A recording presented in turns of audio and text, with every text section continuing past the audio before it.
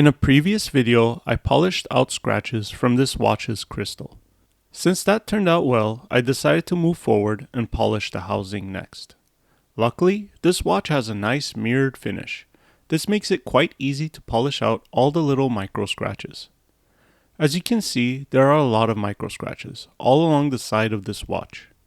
The product I will be using for this project is the Cape Cod metal polishing cloth. I've used these cloths in the past to polish watches and other metals to a mirror finish, and they work really well.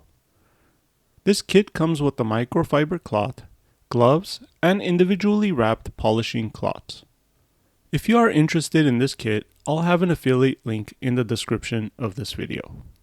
Now, before I start polishing, I'll use some rubbing alcohol and a microfiber cloth to make sure that the watch is clean from any debris. If the watch is dirty, it's possible the dirt might get in the way of polishing and maybe even add more scratches. So this step is important. Okay, let's rip open one of these and take a look inside. Each individually wrapped packet includes 2 polishing pads. These pads have a polishing cream directly applied to them, so protect your hands with gloves when handling them. Also, they have a sort of creamy smell, kind of reminds me of shaving cream. Alright, I'm going to start by polishing one of the sides, but I'm going to avoid polishing the back of the watch. The back of the watch is not seen, and so I don't see a reason to polish it. Also, there are model number, serial number, and other information that's been etched into the back. If we polish it, we risk removing that information. Also, a lot of the time I take off the watch bands before polishing, but in this case, it was not really bothering me, so I left them on.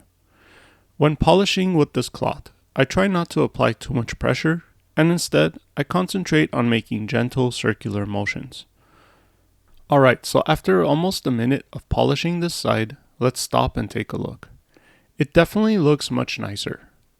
Much of the scratches are gone, but I think we can do better. So I'm going to continue on, and I'm also going to do the side with the buttons on it. But I'm going to avoid polishing over the buttons, since I think the buttons might actually be made of plastic instead of metal.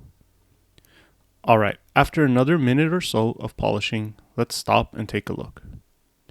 And it's looking much better still. Even more of the scratches are gone. But I think we can do a little better.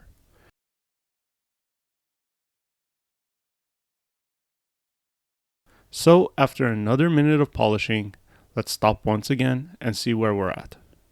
I think that's well enough. It looks much better than where we started from.